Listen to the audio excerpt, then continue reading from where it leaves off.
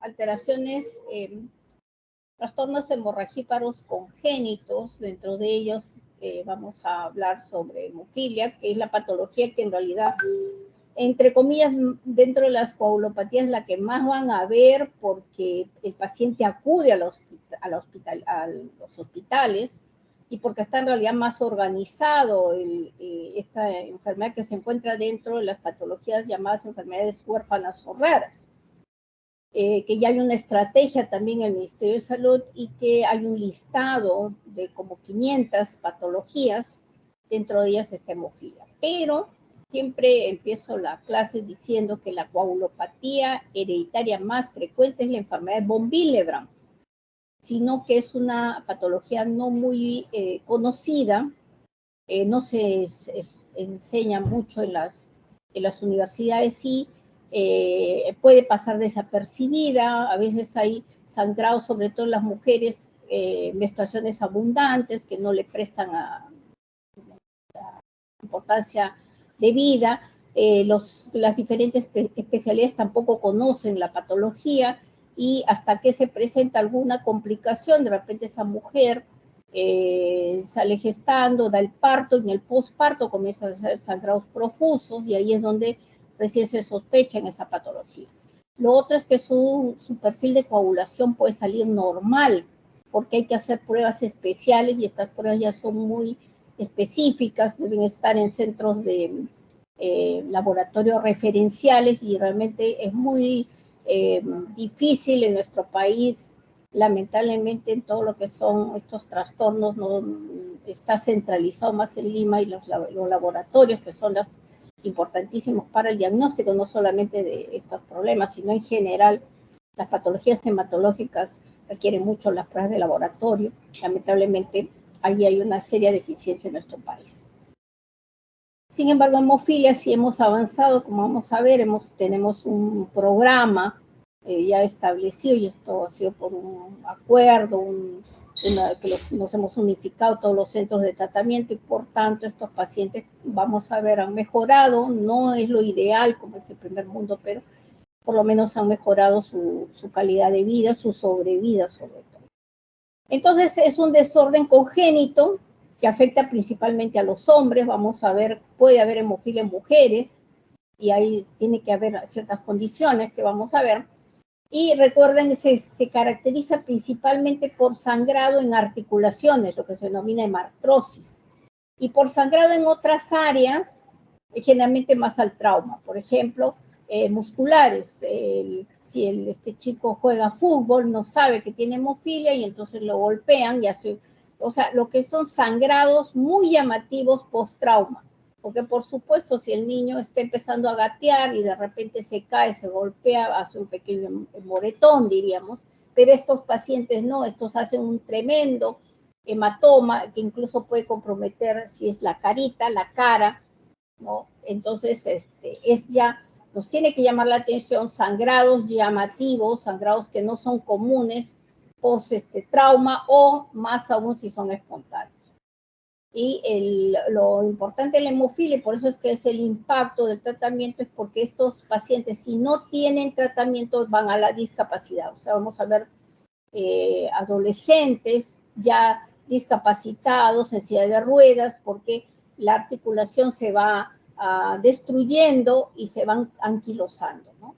Y algunos incluso pueden morir en forma temprana, prematura, en regiones muy alejadas donde no hay pues centros de diagnóstico, no se sospecha el diagnóstico del paciente y por tanto no se transfiere a los hospitales de mayor complejidad. Aproximadamente en el mundo hay 350,000 personas que padecen de esta patología y cerca del 80% reciben poco o ningún tratamiento. O sea, el problema de la hemofilia no es solamente en nuestro país. En general, el 20% que vive en los países del primer mundo son los que acceden a mejores tratamientos y tienen una calidad de vida mejor. La mayoría tienen un tratamiento intermedio, y hay una población pues en extrema, o sea, los países del tercer mundo, que no hay tratamiento y por tanto ahí es donde se va a ver es un problema realmente de salud pública y que conlleva pues a muchos problemas, ¿no? Por eso es que nosotros empezamos el trabajo, nosotros en el Hospital 2 de Mayo somos el Centro de Referencia Nacional, empezamos el año 2000 un proyecto para fortalecer el diagnóstico y el tratamiento de la hemofilia.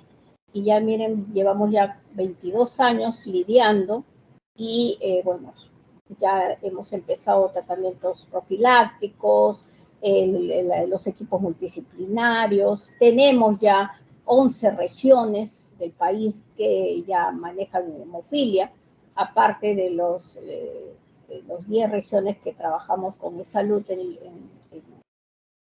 en una red, pero nos falta todavía mucho más, sobre todo en relación al diagnóstico. Se estima por la prevalencia que debe haber uno de cada 10.000 de una población tiene que tener hemofilia. Entonces, por esta estimación se calcula que debe haber 3.100 a 3.200 hemofílicos. De esta población solo hemos reconocido 1.002 pacientes, que es el 30% de la población. Este es nuestro primer y único censo que hemos hecho de los 20 centros de tratamiento, tanto de MINSA como de salud. Quizás ahí aumentemos unos 200, probablemente un poco más, de centros que no dieron la información o de, por ejemplo, Fuerzas Armadas o policiales que tienen una población pequeña, pero que manejan también hemofilia. De esta población de hemofílicos se calcula que la hemofilia A debe haber 2.000 a 2.500, que es también lo que es mayor población de hemofilia A, y la hemofilia B de 300 a 400 personas. Es el ejemplo clásico de herencia recesiva ligada al cromosoma X. Y vamos a ver, ya se ha aislado el gen causal de la hemofilia, que es el intrón 22 en el brazo largo del cromosoma X.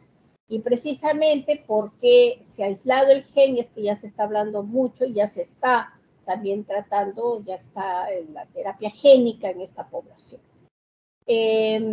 Por tanto, ustedes están viendo que como las mujeres tenemos 2 cromosomas X, le permite, si el daño está en un solo cromosoma, el otro cromosoma que tiene el gen normal, le permite producir factor. Por tanto, esa condición se denomina portadora, porque solamente tiene el defecto en un cromosoma. Y si yo voy a ver fenotípicamente, generalmente las portadoras son sanas y van a enterarse que son portadoras cuando tienen hijos hemofílicos, porque lamentablemente en nuestro país no se hace el estudio genético para investigar portadoras. En cambio, los hombres tienen cromosoma XY, si el cromosoma X tiene el defecto, el cromosoma Y no tiene la capacidad de producir factor y por tanto va a expresar la enfermedad. O sea, son los hombres los que van a tener la enfermedad. Y la expresión genética del defecto genético va a variar de una familia a otra. El primer hemofílico de ese árbol genealógico es el que va a dar el tipo de hemofilia y el grado de severidad. O sea, si es un A severo, toda la generación va a ser A severo. Y suele haber antecedente de historia familiar, pero una tercera parte ocurre sin historia familiar porque es una mutación. Es decir, que aparece en ese niño y de ahí en adelante sigue ya la enfermedad en esa familia. Como ustedes saben, hay 2 tipos de hemofilia.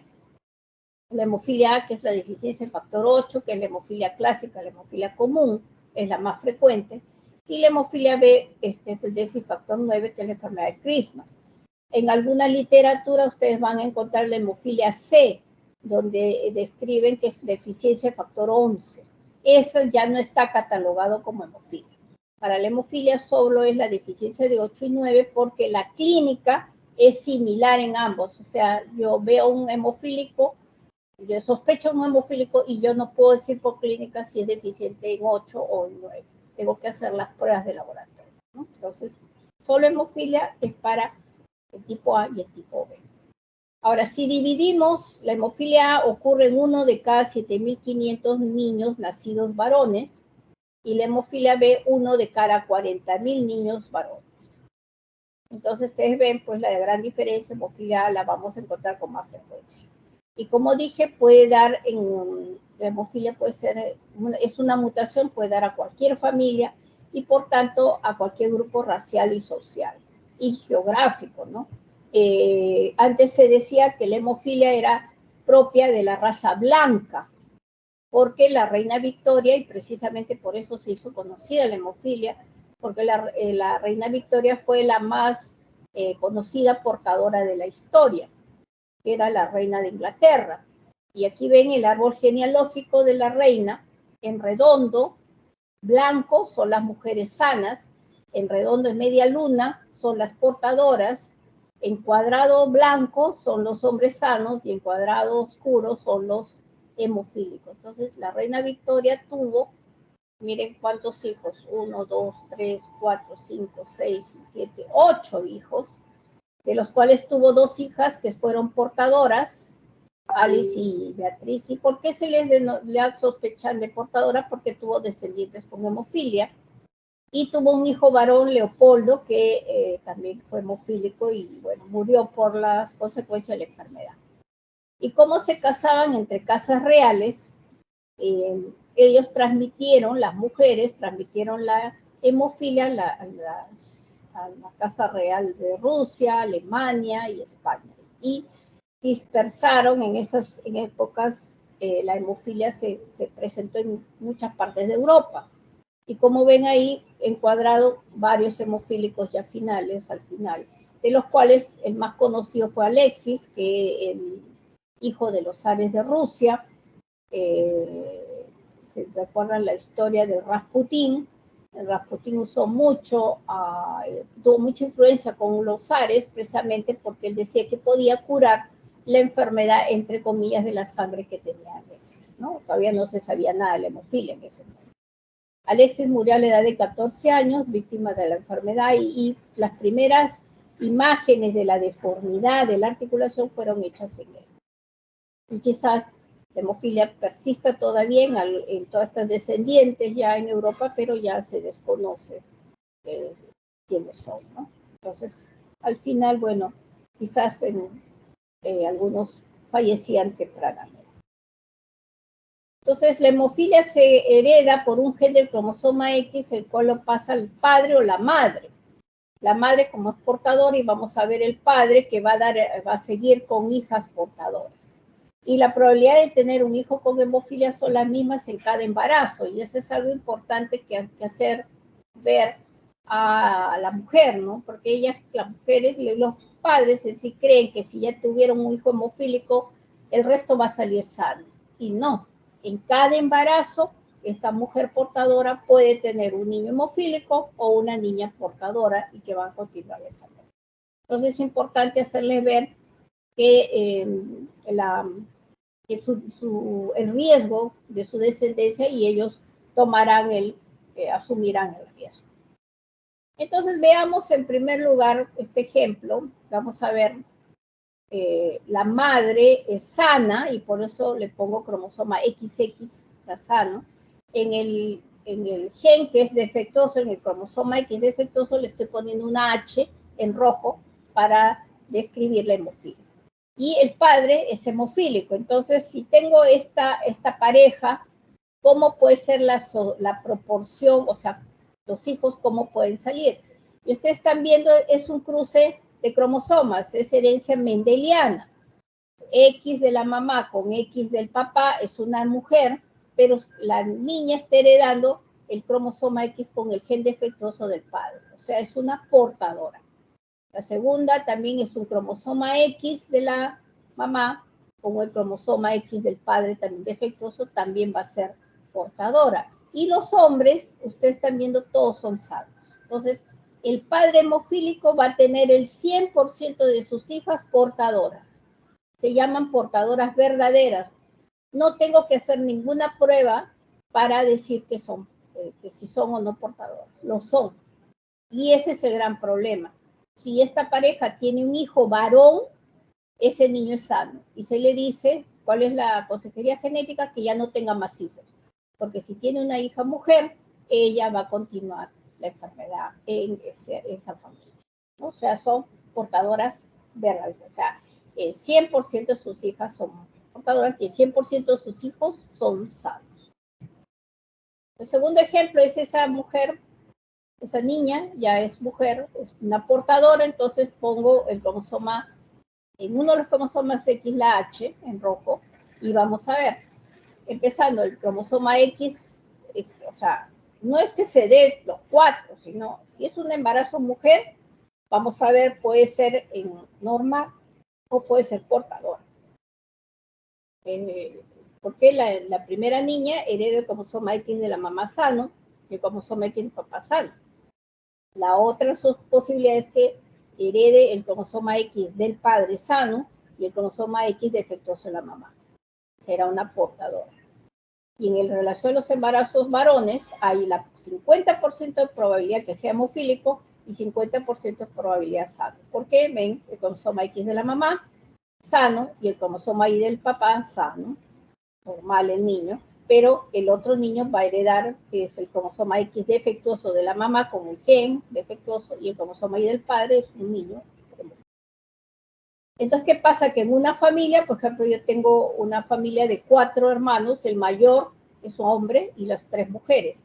El hombre es hemofílico y las 3 mujeres tienen todas hijos hemofílicos. Por tanto, imagínense, las 3 mujeres son portadoras. Entonces, se va a ir dando al azar en cada embarazo. El tercer ejemplo es el que tratamos de evitar, porque vamos a ver acá, la madre es portadora porque tiene el cromosoma X con el gen defectuoso en H, ahí lo he puesto H, y el padre es hemofílico. Entonces ven la carga genética, por tanto el padre como la madre. Entonces eso tratamos de evitar, pero lamentablemente se puede dar porque ahora todo está en relación a las asociaciones. Hay una asociación peruana de hemofilia que agrupa todos estos trastornos, no solamente deficientes en 8, 9, también hay déficit de 10, de 11, se han agrupado en todos los trastornos de coagulopatías. Entonces puede dar lamentablemente, pero las mismas parejas deben entender que el riesgo va a ser muy alto para su descendencia. Entonces vemos el primer ejemplo, si son mujeres, la niña hereda el cromosoma X de la mamá, pero el cromosoma X defectuoso con el gen defectuoso del papá es una portadora. Pero esta segunda niña va a heredar tanto el cromosoma X defectuoso de la mamá como la del papá. Ustedes ven, en ambos tiene la carga. Es una mujer hemofílica. Entonces, ¿hay hemofilia en mujeres? Sí, se puede dar, pero es bien raro, producto de una madre portadora y un padre hemofílico. Y la segunda opción de presentar hemofilia en mujeres es esta chiquita que es portadora, pero en la embriogénesis pierde el cromosoma X sano. O sea, es una X0, es una Turner, pero como perdió el cromosoma X que le podría dar el equilibrio y solo queda el defectuoso, es una Turner y hemofílica. Y en relación a los varones, el primero puede ser sano, porque tiene el cromosoma X sano en la mamá, con el cromosoma Y es un varón sano, y el otro, el cromosoma X con el defecto, y el cromosoma Y del padre, o sea, es un varón con hemofilia. Entonces, miren, la carga genética es alta, las mujeres definitivamente van a ser o portadoras hemofílicas, y en los hombres, pues, nacer sano como hemofílicos. Pero como saben, esto se da al azar. Si va a tener 3 hijos varones, los 3 pueden salir hemofílicos. Entonces, lamentablemente, por eso las cargas genéticas son muy altas y eso hay que explicarle. Y eso nosotros le explicamos a la familia cuando hay un primer hijo con hemofilia y se les explica. Entonces, las manifestaciones clínicas, recuerden, es sangrado principalmente articular, las llamadas hemartrosis, que se presentan tempranamente, lo vamos a ver cuando empiezan a dar sus primeros pasos. No es que el hemofílico sangra apenas nace, no.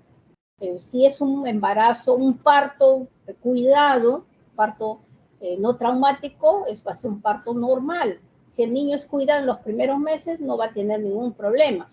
Pero cuando empieza a dar sus primeros pasos, ahí empieza el aumento del volumen de la articulación.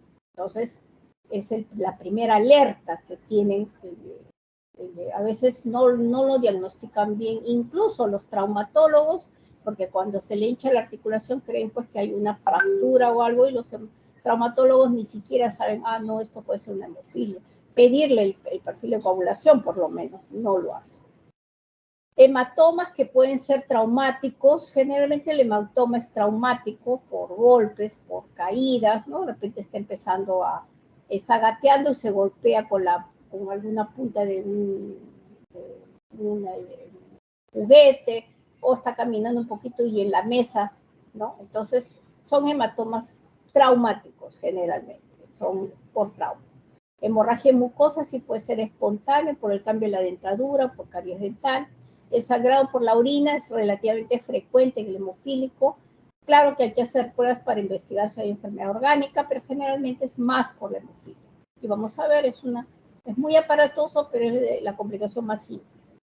Pseudotumores y complicaciones neurológicas por la hemorragia intracerebral son las que más le tememos. El bebé, por ejemplo, si de repente está gateando, se golpea la cabecita, si es hemofílico, sobre todo severo, hay que tener mucho cuidado porque puede ser una hemorragia intracerebral. Y el pseudotumor es el hematoma que no ha sido bien tratado, de repente viene en zonas muy alejadas, que ni siquiera hay plasma, no hay crío, no hay nada, comienza a comprimir el hueso y lo destruye. Y vamos a ver, a veces, si es en miembros inferiores, lamentablemente lleva la amputación. Entonces, los sangrados en mucosas en el hemofílico pueden ser externos, mucocutáneos, o internos, y aquí tenemos los musculares, recordar el psoas ilíaco. Lamentablemente ustedes van a ser los profesionales del COVID, porque es muy bonito dar una charla, pero no es como que ustedes vengan a la práctica, ¿no? Ahorita tenemos 2 pacientes con hemofilia severa con hemorragia por psoas ilíaco, que es un músculo que va de la parte de atrás, atraviesa prácticamente todo el abdomen y se va hacia el ilíaco. Sangrado que se va a ver muy complicado, que se ve sobre todo los severos, ¿no? Puede haber, es bien raro en serosas de meninges, por ejemplo, en pleura, en peritoneo, es raro tener, sobre todo peritoneo puede ser por trauma, pues tenemos, por ejemplo, sangrados retroperitoneales. Pleura es bien raro, salvo que haya un trauma. Meninges también, o sea, eso es más asociado a trauma. Y bueno, las articulaciones, como saben, es la complicación más común. Entonces, la hemartrosis, que es el sangrado articular, el 75% de los hemofílicos lo tiene, en mayor o menor grado, más se va a ver en los severos, luego los moderados, los leves, rara vez hacen hemartrosis, salvo si de repente hay un trauma. Los lugares, generalmente el sangrado se presenta en articulaciones de mucho movimiento, que tengan una buena cavidad, sobre todo las rodillas, los codos, los tobillos, la cadera, los hombros. El sangrado, por ejemplo, en dedos de las interfalángicas, raro, porque son articulaciones pequeñas, pero también lo hemos visto. En columna es rarísimo, yo tuve un niño, pero por traumático, el padrastro lo golpeó, el chiquito quedó inválido. Es bien raro, o sea, que sea espontáneo, porque la columna se mueve en bloque. Y generalmente son las articulaciones, ven que las rodillas son las más importantes. Hay un aura en el hemofílico que ya sabe cuando va a sangrar, siente una calentura, un hormigueo y luego viene el dolor intenso. Si uno le dice de 0 a 10, a veces nos dicen 8, a veces 10 de dolor. El dolor es intensísimo y es porque se distiende la cápsula, ¿no? por el sangrado. Entonces ahí les impide incluso el movimiento y dobla la articulación para tratar de, evitar el dolor, ¿no? Pues aquí ven una articulación normal. Hay que recordar los 2 cóndilos de los huesos, el cartílago, que en la niñez es el cartílago de crecimiento, es grandazo, es grueso, Y alrededor ustedes ven esa membrana celestita, es la membrana sinovial que recubre internamente a toda la articulación y es como un amortiguador. Y esta membrana sinovial es como una lámina de cebolla, así muy delgadita. Entonces, ¿qué pasa cuando se presenta la hemofilia? Y esto aparece pues al año y medio, 2 años, y es la salud articular actualmente el indicador más importante para poder apreciar y ver si el tratamiento está siendo adecuado o no. Y es el que ha servido para que se establezcan otros tratamientos y no solamente el factor, los concentrados de factor, ¿no? Entonces ven que al inicio, y esto se ve pues a los primeros años de vida, cuando tienen el cartílago de crecimiento, la sangre lo que va a hacer es irritar al cartílago de crecimiento y hace que el hueso, o sea, que se crezca el hueso. Por eso es que ustedes van a ver después en un adolescente o un adulto la articulación grande. No es que esté sangrando, ya creció porque hubo el contacto con la sangre en los primeros años de vida. Aparte, va destruyéndose porque la sangre no es que no se metabolice, va a activarse la plasmina, y la plasmina es una enzima, va destruyendo, comiendo el cartílago e incluso el hueso después, y se forma lo que se denomina como mordedura del ratón. Y lo otro es que la sangre al metabolizarse va a quedarse hierro, y el hierro es irritante, se va a colocar en todas las partes de la articulación y esa articulación se va a ir fibrosando. Y por último, esa sangre estimula la hipervascularización de la sinovia. Ustedes vieron, la sinovia es delgadita, como una cebolla, les dije, acá no se forma como una almohada. Ustedes ven el segundo gráfico engrosado. Es una sinovitis crónica, le llamamos. Entonces, al final vamos a ver pues una articulación ya aumentada de volumen, semirrígida, ya el movimiento se va a ir perdiendo precisamente porque se va fibrosando, anquilosando la articulación. Cuando ya no observo espacio articular, esa articulación perdió ya el funcionamiento. Y esta sinovia engrosada va a ocasionar, como está hipervascularizada, que constantemente sangre la articulación.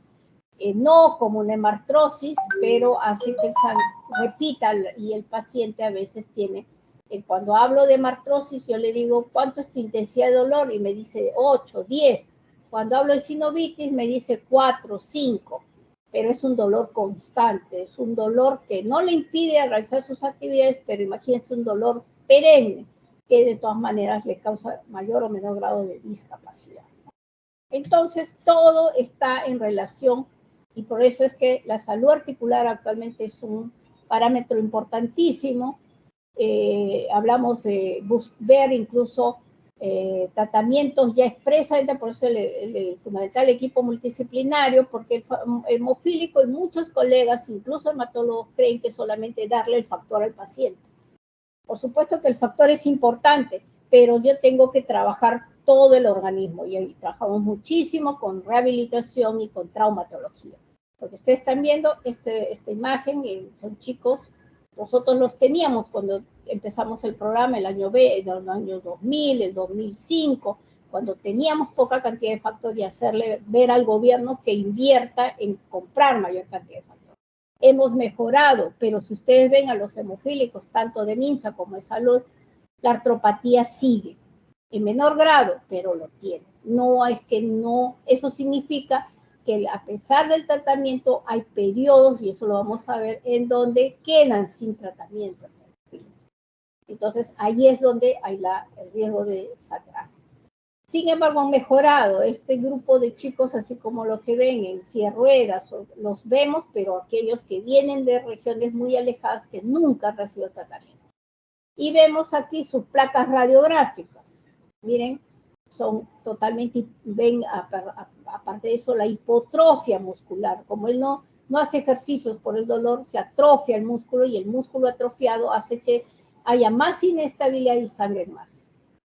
y ven la articulación engrosada y ven acá comparan esas dos placas radiográficas. La del lado derecho por lo menos tiene espacio articular, se podría hacer algo, pero el lado izquierdo, ustedes ven, se ha fusionado totalmente. Ya esa articulación ya no se puede doblar. Doblará un poquito, 20 grados, flexionará, pero probablemente ya no haya movimiento. Entonces, lleva a la discapacidad, que es irreversible. Este chiquito de repente accede a tratamiento, pero ya la articulación se dañó. Ya es irreversible, tendría que entrar ya a prótesis de rodillas y eso ya mucho más difícil. Aquí simplemente para los hematomas que les comentaba, puede ser con o sin trauma, y hablar sobre el síndrome compartimental, que es un hematoma en un músculo que comprime vasos, nervios, y a nivel periférico, por ejemplo, si de repente es un tremendo hematoma en la pantorrilla, no hay tratamiento, se comprime y va a afectar la zona distal, o sea, el pie, y comienza por isquemia a destruirse el hueso, se va carcomiendo y llegan ya con gangrena incluso, y lamentablemente ya no se puede hacer nada. Y el hematoma del psoas es aquí es, aparte del dolor, es después lo que queda en la secuela, la cadera en semiflexión, parestesias, el paciente describe que no siente el muslo hasta la rodilla, y eso a veces demora el cuadro, y eso es por compresión interna ya de vasos y nervios. La hemorragia mucosa, hablamos epistaxis, sobre todo puede ver el cambio de la dentadura, es relativamente común en los hemofílicos. La hematuria, como comenté también, aquí es importante considerar que hay que hidratar abundantemente al paciente, no puede recibir factor ni ácido tranexámico, que es otro medicamento que usamos, porque si está sangrando, esa sangre se puede coagular en los uréteres y causar obstrucción. Entonces, el hemofílico sabe que tiene que reposar y tomar abundante líquido, y si en 2 o 3 días no para, ya debe acudir al hospital hay que hospitalizarlo para una hidratación más intensa. Los sangrados peligrosos, hay que considerar cabeza sobre todo, ojo, garganta, cuello, espalda, ingle, cadera, abdomen, o sea, que pueden llevar a la muerte al paciente, ¿no? E incluso se les explica cómo, si son niños, protegerlos, si a veces son niños hiperactivos y no pueden estar todo el día los padres, algunos papás les ponen su casquito y eso sí, a veces desde muy pequeñitos, si se les coloca, se acostumbra, pero hay algunos que no. Y hay que evitar pues el trauma, por eso se le dice al hemofílico, puedes irte a una reunión, pero no salir tarde, para no salir borracho, porque se expone, o no tener peleas con otros, porque al final el hemofílico es el que lleva la peor parte, ¿no? Entonces, de todas maneras, tienen que protegerse. Y el diagnóstico, entonces, la clínica es lo más importante. Nosotros tenemos, lamentablemente, pacientes que que derivan a otras instituciones o a otras especialidades pensando no en hemofilia. A veces llegan chicos y piensan en artritis reumatoidea juvenil, que es mucho más rara, pero no piensan en hemofilia. Entonces, la clínica es lo más importante. Sangrados desde pequeños, hemartrosis, si hay deformidad en las articulaciones, hay que sospechar. Entonces, ¿qué hago? El screening, el tiempo parcial de tromboplastina activado, porque es la vía intrínseca que debe estar prolongada. Y de ahí tengo que transferirlo a los centros de tratamiento, que en el MINSA son 10 centros de tratamiento que tenemos a nivel regional. Quizás el próximo año se aperturen 2 centros más. Y la idea es tener un centro de tratamiento por región. ¿Para qué? Porque es importante los dosajes de factores. En las regiones, lamentablemente, no hay. Bueno, ahora recién hemos instalado 4 laboratorios en las regiones, en Piura, en Chiclayo, en Iquitos y Arequipa, con 4 laboratorios, aparte de los de Lima, que ya dosan factores. para determinar el tipo de hemofilia y el grado de severidad. Entonces, todo hemofílico debe saber su tipo de hemofilia y su grado de severidad, porque el tratamiento va a ser diferente. El estudio de portadoras, difícil. En nuestro país no hay el estudio genético, pero sí es importantísimo hacer, sobre todo en las hermanas de hemofílicos, que como ustedes saben, las hermanas hemofílicos pueden ser, que son las llamadas portadoras probables, pueden ser portadoras o pueden ser sanas. Y ellas sí se beneficiarían porque a veces ellas tienen mucho temor de salir gestando porque han visto a sus hermanos sufrir, entonces no quieren tener hijos hemofílicos, ¿no? Pero de repente son normales. Entonces, ojalá pudiéramos, nosotros hemos hecho ya un estudio, pero nos permitieron, por un trabajo que fue europeo, poder hacer algunos estudios de portadoras y sobre todo de investigar si tienen los hemofílicos en realidad, si tienen el gen o si tienen aparte otro tipo de defectos genéticos que predispongan, hay una predisposición, hay un gen que si está presente, hay una predisposición del hemofílico para ser en un futuro inhibidores. Es una complicación muy severa que se presenta en los hemofílicos cuando ya usan factor, ¿no? Esa susceptibilidad. Bueno, el dosaje del factor tiene que ser del 8 al 9 si es que no sabemos el tipo de hemofilia, pero si ya tenemos el déficit, sabemos que es hemofílico A, el dosaje no va a modificar desde el primer dosaje, si fue hecho hace 20 años, ese dosaje no se modifica, salvo si el paciente recibe algún tratamiento, plasma, crío o mucho más sin factor.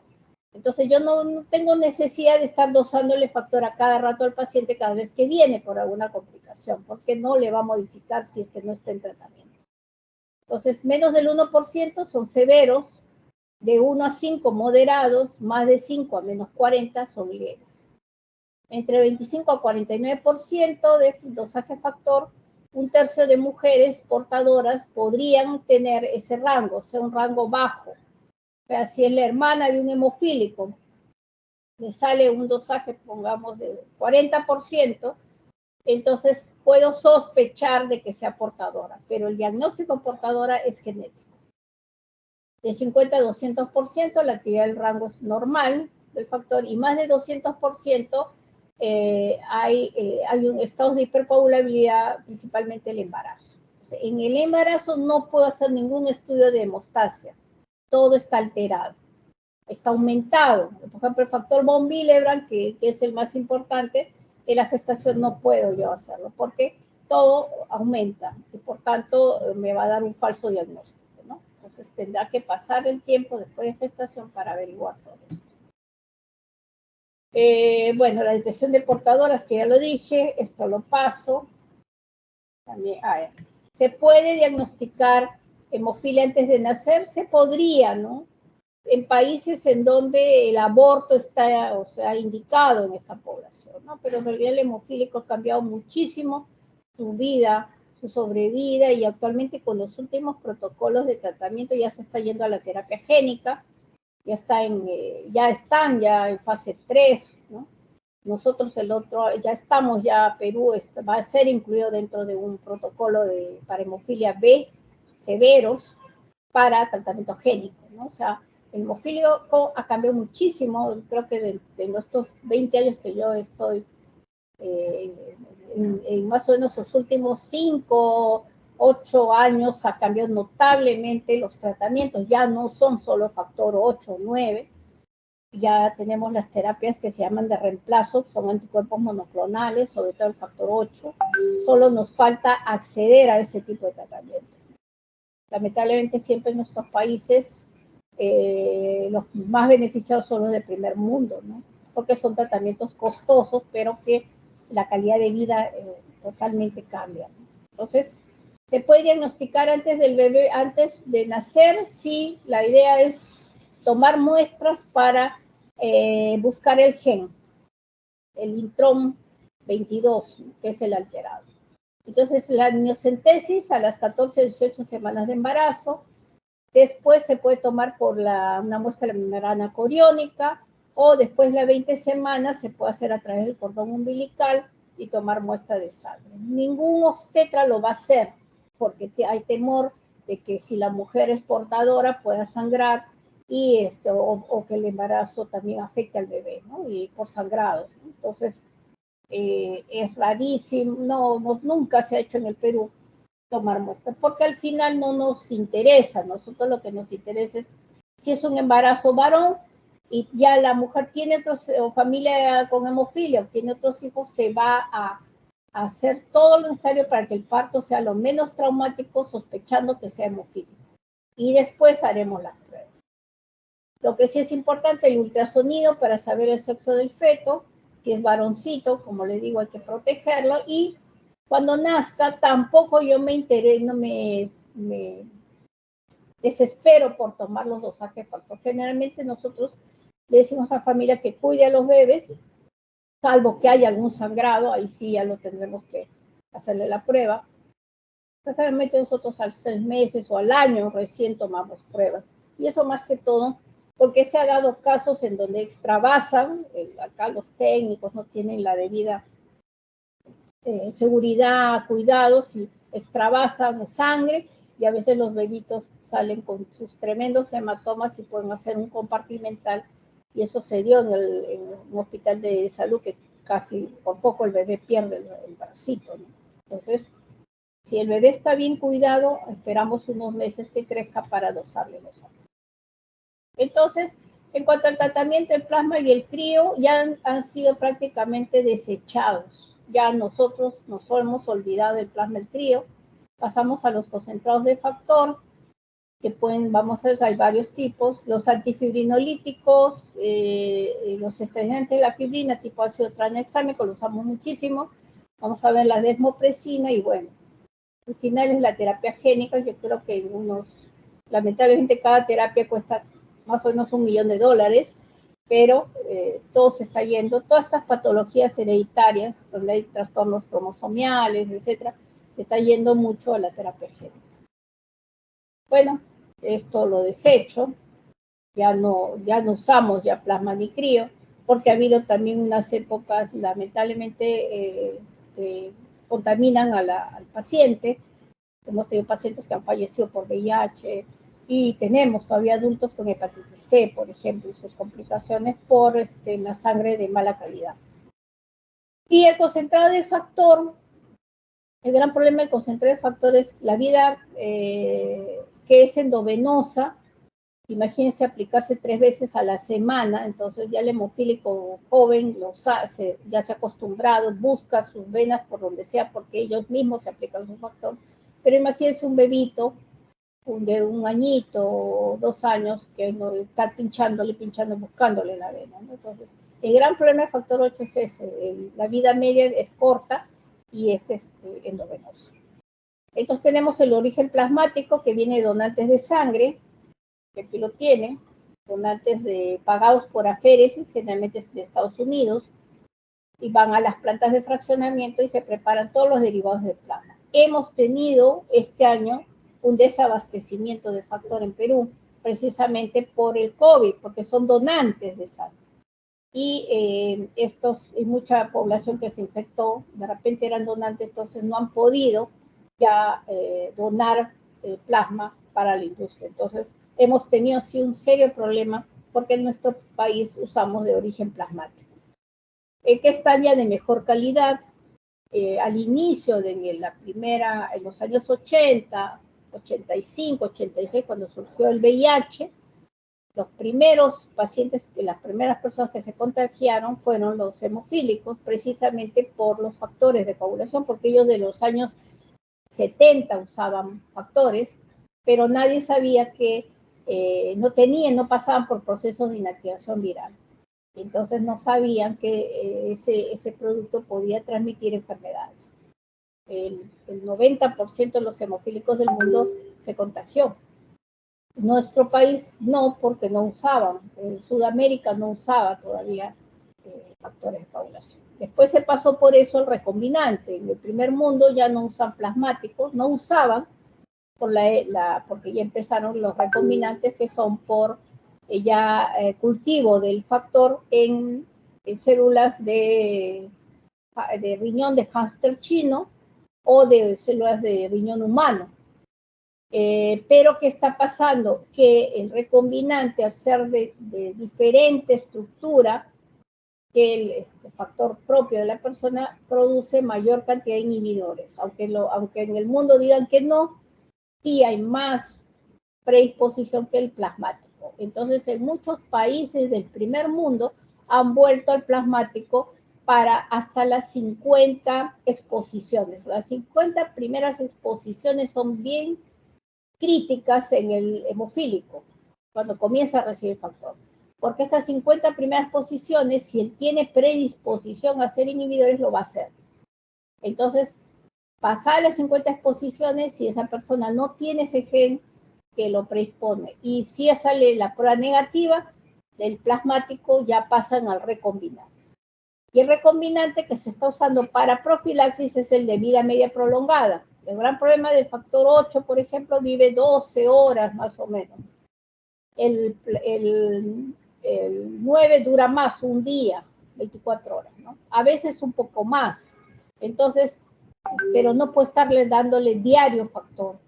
Vamos a ver que los tratamientos son 2 a 3 veces a la semana. En cambio, el recombinante, que utiliza una molécula para impedir el metabolismo, su vida media es más prolongada. Entonces puedo tener mayor garantía de que se protege al paciente. Incluso en factor 9 pueden darse una vez cada 15 días.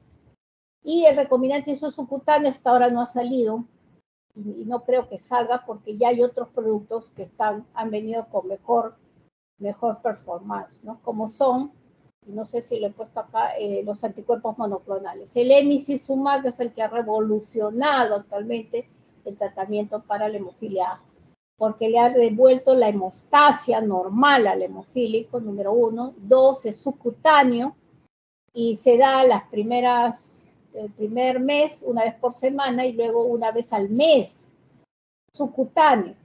Entonces, le ha devuelto realmente, o sea, no le ha devuelto, sino le ha permitido al hemofílico realmente llevar una vida normal. Nosotros somos 2 niños por el emicizumab en el Sol Perú. Tenemos 2 niños por ayuda es del laboratorio Roche, y uno entró por inhibidores, que tenía inhibidores, era de Huánuco. Este niño era un niño tímido, faltaba mucho al colegio por los sangrados, no hacía ejercicios, y ahora el niño sale, se va no hay piscina ya, sino al río, hace todas sus actividades normales, pero es por ayuda social, porque estamos intentando que ingrese ese producto. Y es salud. Ya tiene un adulto, que el chico desde los 12 años tenía inhibidores de alta respuesta, son anticuerpos contra el factor 8, que ya no responde el factor 8 y por tanto ellos hacen sangrados muy severos y hay que usar bypassiantes, tratamientos que son mucho más caros y solamente para detener el sangrado. Él tiene 30 años, nunca pudo trabajar, aislado en su casa, vive en 9º piso, no podía ni bajar porque no había ni ascensor en su casa. Su padre prácticamente él ha vivido, hasta creo que se separó la esposa, todo, y ha vivido para él, y él ha comenzado ya a usar emicizumab desde febrero, marzo. El chico ya sale, baja solo, camina, sale a la calle y todo, ¿no? Entonces, tratamientos, a veces hacer ver a los gobiernos que hay tratamientos que hay que acceder. Sin embargo, eso nos va a tomar un tiempo, seguimos nosotros con el factor 8 o 9, lo importante es que ya tenemos la profilaxis, ven ahí es tratamiento domiciliario, este chiquito se le da el factor, vienen mensualmente, nosotros lo evaluamos mensualmente, aparte que se le hace la evaluación multidisciplinaria, de las articulaciones, la odontológica, porque las caries son las que complican al paciente, etc. Y se le administra 2 a 3 veces por semana, o ellos ya saben, previo también a hacer alguna actividad importante o algún sangrado que se puede presentar a pesar de la profilaxis, se aplica un sulfactor. Evita complicaciones, pues sin embargo es un alto costo, pero ha mejorado notablemente la sobrevida y la calidad de vida de los pacientes. Pero hay que tener disciplina. Si se le dice 2 veces o 3 veces a la semana, tienen que aplicarse y a veces ellos no se aplican. Dicen, no, yo estoy sin dolor, ¿no? Y solo se aplican cuando, a pesar que tienen el factor, se aplican cuando quieren. El hemofílico cree de que sabe más que el médico. Ese es el gran problema. Entonces ya uno sabe, uno se da cuenta, tú no estás cumpliendo las indicaciones y tú sí. Generalmente a los niños, los padres son los que tienen que tener más la disciplina. Cuando ya es joven ya es difícil hacerle entender que tiene las indicaciones, ¿no? Y en ellos se nota que hay la artropatía, lamentablemente. Y el otro mecanismo es a demanda, o sea, episódica que le llamamos, que cuando ya hay un sangrado, ya no basta sobre el profiláctico. El profiláctico que damos es de 15 a 30 unidades por kilo, por dosis.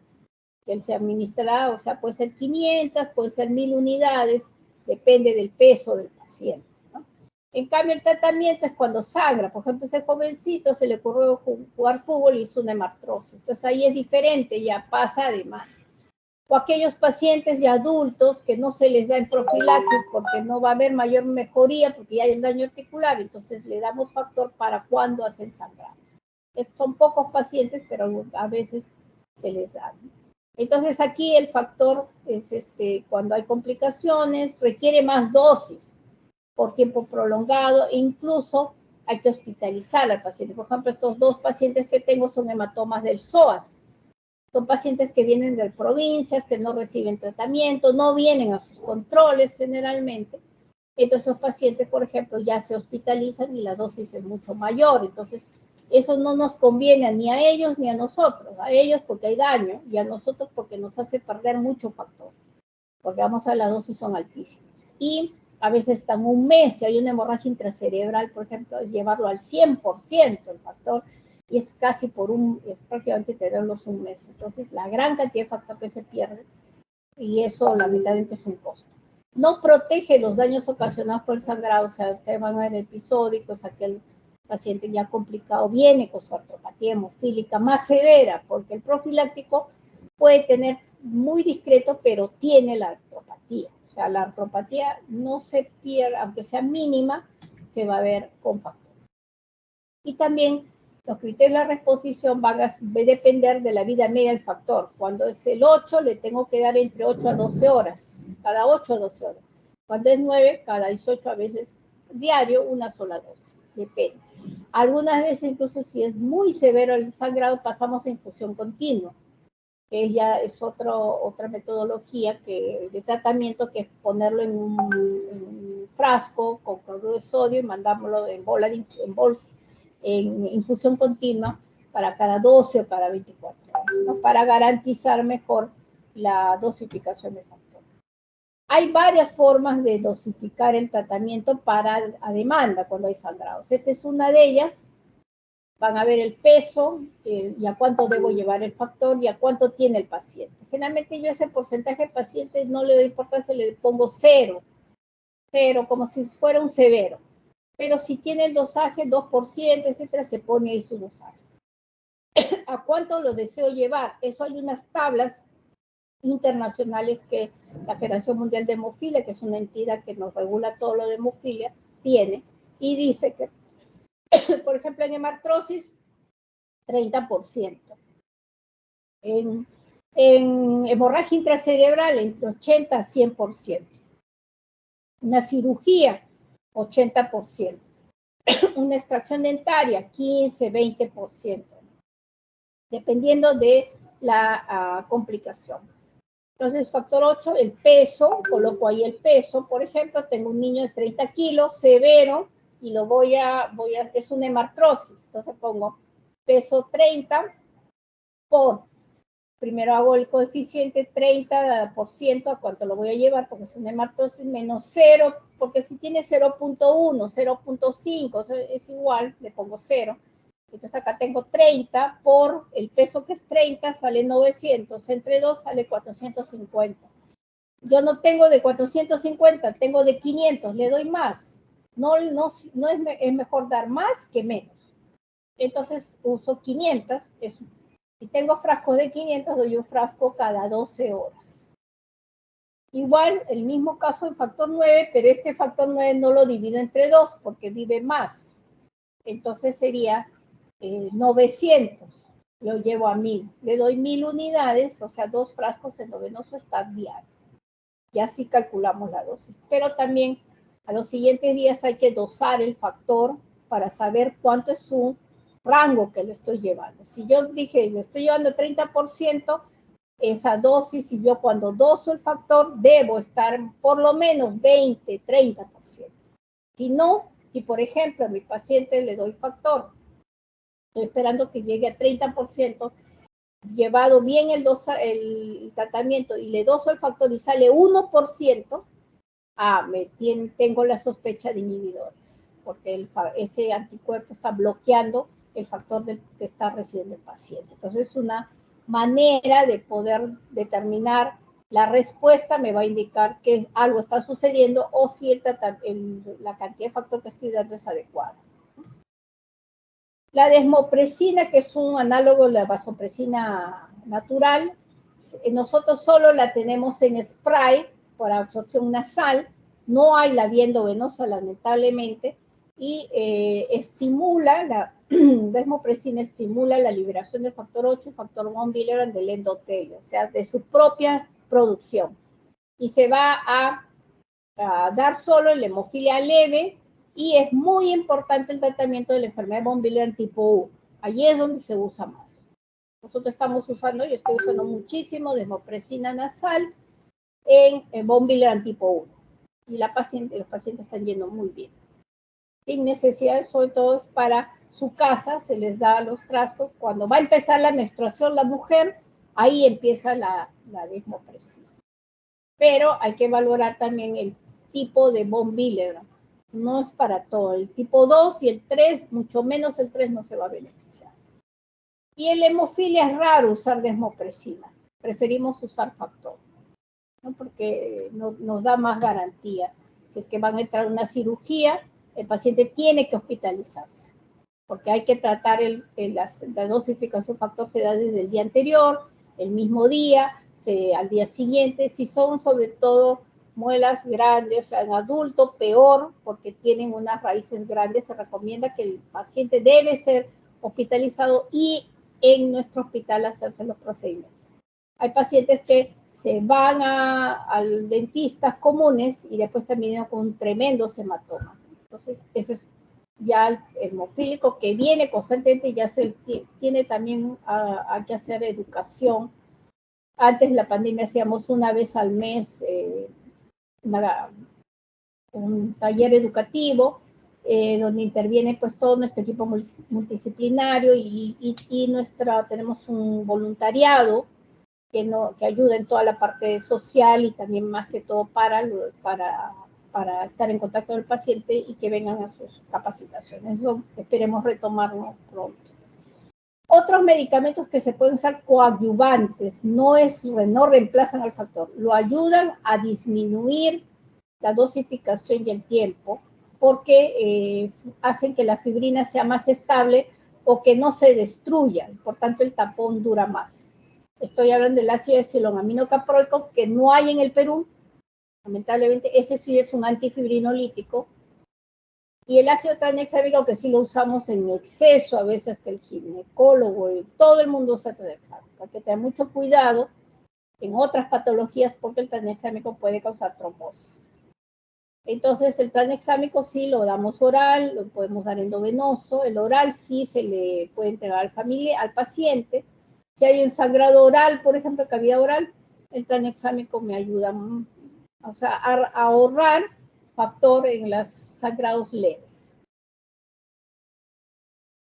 Los antiinflamatorios solo lo utilizamos, al menos yo, cuando hay sinovitis, porque el paciente abusa del antiinflamatorio corticoide. Yo no suelo dar, porque si es sangrado, la hemartrosis no tiene efecto ninguno, mejor usarían analgésicos hasta que haga efecto el factor. Solamente se da antiinflamatorios cuando hay la sinovitis. Algunas veces podrían dar corticoides, pero yo prefiero no dar. Algunos colegas usan, pero yo no tiene sentido, ¿no? Y hay que tener mucho cuidado porque tienen efectos sobre plaquetas, algunos, y porque pueden causar la lesión aguda de mucosa gástrica, por ejemplo, y causar hemorragia digestiva y empeorar el proceso. Analgésicos sí se dan desde acetaminofén hasta a veces pacientes que quieren usar morfina, que también hay que tener mucho cuidado porque hay casos donde se han vuelto adictos, entonces hay que tener muchísimo cuidado. Los hemofílicos hasta psicológicamente son personas muy especiales. Entonces, yo que inició el programa en Perú, diríamos en MINSA, ellos no entienden, ellos solo quieren, por ejemplo, ahora que hemos estado con problemas de factor, hemos restringido el factor únicamente, nuestra prioridad eran los niños y los sangrados de emergencia. Pero el hemofílico viene y hace escándalo, hasta nos denuncia, solamente quieren ellos su tratamiento, ¿no? Entonces, lamentablemente son personas muy, muy especiales. Por último, la educación del paciente es fundamental. Por eso es importante trabajar ya no con el adulto, que lamentablemente ese paciente viene ya con todas las complicaciones. Es difícil hablar con el paciente. Siempre es mejor trabajar con las familias jóvenes, cuando tienen los niños en sus primeros años de vida, porque las familias, y más si tienen los niveles culturales adecuados, ¿no? Entonces, que puedan cumplir la disciplina, de que el niño reciba su factor en el momento adecuado, no cuando quiere la mamá, el papá o porque me da pena el niño porque va a llorar, ¿no? Al contrario, hay que educar, lamentablemente hay que educar al niño porque el tratamiento con factor va a continuar. Hay otras alternativas terapéuticas, sí, pero no van a ser accesibles todavía en muchos años, ¿no? Entonces hay que continuar con los tratamientos de factor. La actividad física controlada, no es que el hemofílico no vaya a hacer la actividad física, lo tiene que hacer evitando los deportes de contacto.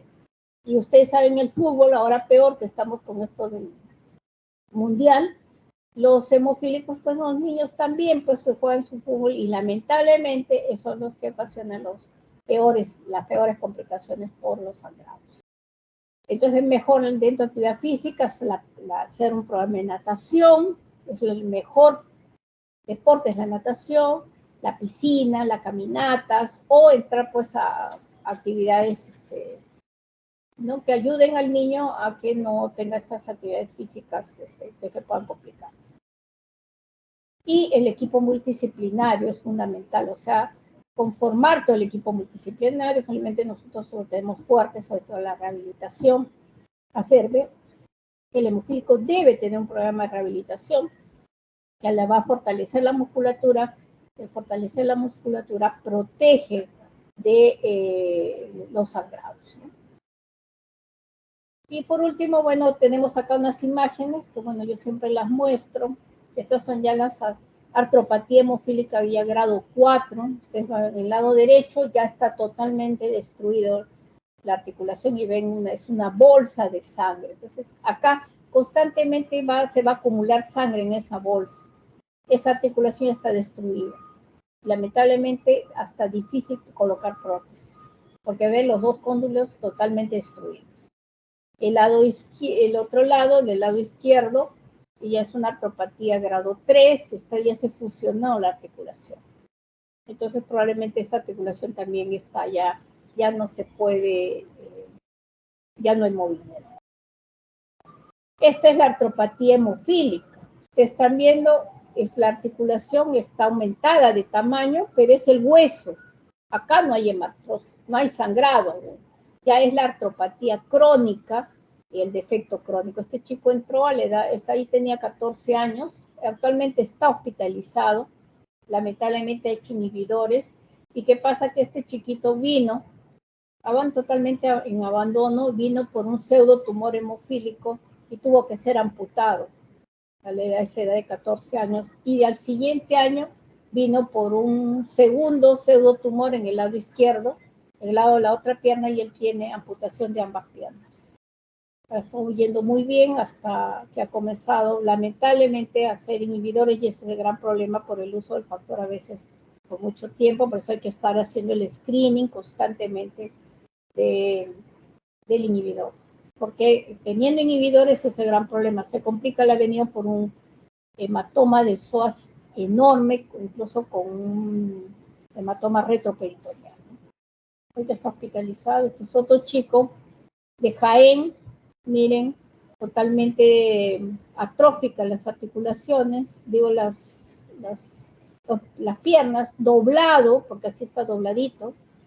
Y este chiquito quiso montar bicicleta, era un fin de año, de un vecino, y se golpea el tobillo. Allá en Jaén, yo creo que ni siquiera ha mejorado actualmente, por ese gran problema que nosotros mismos, todos quieren quedarse en Lima. Vienen los de las regiones a ser residentado, ¿te vas a volver a tu ciudad? No, me quedo en Lima. Y no desarrollan las regiones. Todo es Lima. Y lamentablemente pacientes de este tipo se complican porque no hay nada en su región. Miren esa tremenda masa de sangre. Tomamos la placa radiográfica, solo había los deditos del pie. Eso ya hace osteomielitis, se complica. Lamentablemente aquí no nos queda otra cosa que amputar. Y el chiquito fue amputado. Lamentablemente, felizmente que la madre lo dejó en Lima a cargo de una congregación religiosa. Él actualmente, miren, ahí tendría pues unos 14 años, totalmente desnutrido, no iba al colegio. La congregación religiosa se hizo cargo de él, le puso una prótesis, logró terminar el colegio, lo siguieron ayudando después de los 18 años, él ya tiene 25, 26 años, estudió contabilidad y vive acá en Lima, ya tiene familia incluso. Y bueno, su vida mejoró lamentablemente y le hubiera muerto si se regresaba a su ciudad, ¿no? Porque los tratamientos lamentablemente es parte de la organización del país que no se ve. Bueno, estos son otros pequeños y nada más. Terminamos. ¿Alguna pregunta? Doctora, ¿esa artropatía puede ocurrir en cualquier articulación? No te escucho bien. Si ¿Me puedes repetir la pregunta? ¿La artropatía podría ocurrir en cualquiera de las articulaciones? Cualquier articulación se puede ver afectada, ¿sí? ¿Es su pregunta? Sí, doctora. Sí, pero como te digo, las articulaciones que sean más grandes, o sea, que tengan mayor movimiento, y aquellas que soporten más peso, son las que se afectan más. Por eso las rodillas, ahora otra cosa, siempre hay una articulación que le llamamos blanco. No es que toda sangre, siempre va a haber una que sangre más, y generalmente son las rodillas. Por ejemplo, en las rodillas sangra más la rodilla derecha. A veces los chicos por el colegio escriben mucho el codo derecho o el codo izquierdo si son zurdos, o si depende de la actividad que realicen. O sea, cualquier articulación puede sangrar, pero generalmente son las más grandes. Por eso digo rodillas, codos, tobillos, cadera también puede ser una, que son zonas muy, muy difíciles a veces de mucho dolor y de discapacidad. Pero generalmente hay una articulación que se afecta más que las otras. ¿Alguna otra pregunta?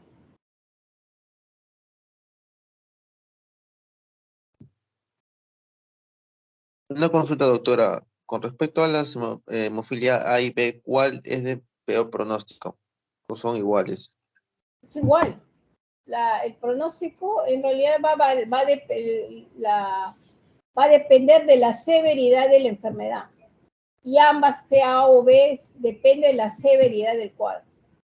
Entonces, los severos son los que tienen más complicaciones y hacia ellos se va el tratamiento. Los leves, rara vez, aunque a veces algunos leves pueden sangrar, porque también depende, el porcentaje de factores es un indicador, pero a veces hay los llamados fenotipos sangrantes, o sea, un moderado se puede convertir como un severo, porque le llamamos fenotipo sangrante, ¿no? O sea, uno leve podría comportarse como un moderado, porque los leves suelen llevar una vida normal, tienen factor suficiente como para que no hagan esos problemas, pero no se pueden exponer. Por ejemplo, un leve no se puede hacer una extracción dentaria o una cirugía si es que no recibe factor para el momento del episodio, diríamos. Pero salvo eso, no requieren factor, ¿no?